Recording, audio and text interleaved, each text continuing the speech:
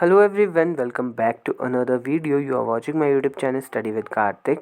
तो जैसा कि आप लोगों को पता है कि हमारा हिमाचल जीके की एक सीरीज़ चली हुई है जिसमें हम हिमाचल की जियोग्राफी के बारे में और आगे हिस्ट्री वगैरह के बारे में भी डिस्कस करेंगे। तो उसमें आज का हमारा जो टॉपिक है वो है हिमाचल प्रदेश के हिमनद हिमनद जिन्हें ग्लेशियर भी कहा जाता है उनके बारे में। और इसमें मैंने मोस्ट इम्पॉर्टेंट ही लिखे हैं। तो जैसे कि हमारे पास पहला आता है बड़ा शिगड़ी। बड़ा शिगड़ी सबसे बड़ा ग्लेशियर जो है माना जाता है। यहाँ चंदन घाटी है और चिनाब नदी को यहाँ से ही जल जो है प्राप्त होता है।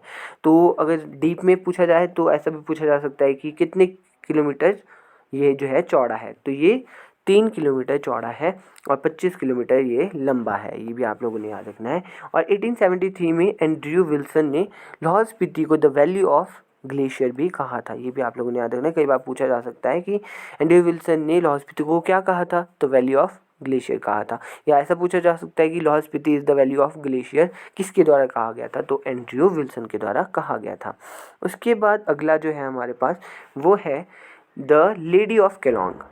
ये कहाँ है, हमारे पास लाहौल में है और इसे लेडी एल शिगड़े द्वारा बताया गया था। और इसे लेडी ऑफ केलोंग इसलिए कहते हैं क्योंकि इसको जब दूर से देखते हैं तो ये एक लेडी की शेप की, एक महिला की शेप की दिखाई देती है ये जो ग्लेशियर है, इसलिए इसे कहा जाता है द लेडी ऑफ केलोंग। इसके बाद हमारे पास अगला जो है वो आता है म्यार। म्यार ग्लेशियर है, ये हमारे पास 12 किलोमीटर लंबा है। और म्यार घाटी में अन्य हिमनद भी हैं जैसे मानथोरा, कारपत, उथाम्पू, थोरंग थोरोंग। तो ये कुछ है, ये एक्स्ट्रा है। अगर आप लोगों ने डीप पढ़ना है तो आप पढ़ सकते हो। उसके बाद आता है हमारे पास गेफांग। गेफांग ग्लेशियर, गेफांग लाहौल का मणिमहेश भी कहा जाता है। और आप लोगों को पता होना चाहिए कि लाहौल स्पीति के सबसे बड़े जो देवता है वो गेफांग देवता को ही कहा जाता है।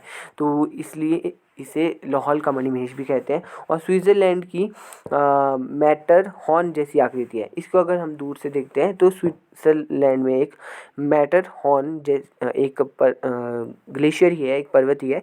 तो उसकी तरह ही हमारे को इसकी आकृति भी देखने को मिलती है। उसके बाद आते हैं हमारे पास कुछ ग्लेशियर जैसे कुल्टी ग्लेशियर। ये कोकसर के पास है। मिलांग, ये दराचा व कोकसर के बीच में स्थित है मिलांग। फिर आता है तारागिरी, ये मिलांग ग्लेशियर के पास स्थित है। मिलांग हम लोगों ने पढ़ा था पीछे।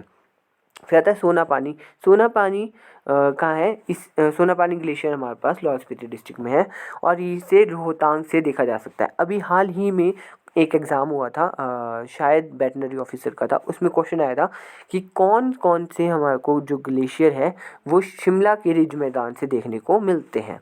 तो उसमें जो राइट आंसर था वो था गेफांग और सोना पानी। तो गेफांग और सोना पानी जो ग्लेशियर है वो हिमाचल प्रदेश की जो राजधानी शिमला है उसके रिज मैदान से भी देखे जा सकते हैं। तो रिज मैदान से कौन कौन से ग्लेशियर देखे जा सकते हैं लाहौल स्पीति के, गेफांग और सोना पानी। ये भी आप लोगों ने याद रखना है। काफ़ी डीप क्वेश्चन पूछा गया था तो मुझे लगा कि आप लोगों के साथ शेयर ज़रूर करना चाहिए। उसके बाद आता है चंद्रा ग्लेशियर जहाँ से चंद्रा नदी को पानी मिलता है। फिर भागा ग्लेशियर आता है जिससे भागा नदी को जो है पानी मिलता है। फिर मुल्किला ग्लेशियर आता है, ये भी लाहौल स्पीति में है। शिल्ली, ये भी लाहौल स्पीति डिस्ट्रिक्ट में है। नीलकंठ, नीलकंठ जो है लाहौल स्पीति में एक ग्लेशियर है। जैसे जब हमने झीलों की बातें की थी तो उसमें मैंने आप लोगों को बताया था एक महत्वपूर्ण झील जो लाहौल स्पीति की है वो है नीलकंठ झील। इसके बाद हम कुछ और डिस्कस कर लेते हैं जैसे कि भांदल। भांदल एक हिमनद है या ग्लेशियर है जो कहाँ है, बड़ा बंगाल में है। अब आप लोगों ने कमेंट सेक्शन में बताना है कि बड़ा बंगाल से कौन सी नदी निकलती है। तो यहाँ से जो दो जलधाराएं निकलती है वो है भांदल व तंतागिरी। तो ये आगे चल के कौन सी नदी बनती है ये आप लोगों ने बताना है। उसके बाद आता है व्यास कुंड ग्लेशियर। व्यास कुंड ग्लेशियर, जैसे कि आप लोगों को पता है कि व्यास नदी का उद्गम स्थान कहाँ है, ये कमेंट सेक्शन में बताइएगा। तो व्यास कुंड कहाँ पे स्थित है, वो है लाहौल कुल्लू डिस्ट्रिक्ट में। तो इसके बाद आता है दुधोन व पार्वती ग्लेशियर। ये 15 किलोमीटर लंबा है और जैसे कि आप लोगों को ग्लेशियर के नाम से ही प्रतीत हो रहा है तो ये पार्वती नदी का उद्गम स्थान है। पार्वती नदी को यहाँ से पानी जो है मिलता है। फिर चंद्रनाहन ग्लेशियर आता है। चंद्रनाहन एक झील भी है जो कि मैंने आप लोगों को बताया था कि शिमला डिस्ट्रिक्ट में स्थित है, शिमला के रोडू के पास स्थित है।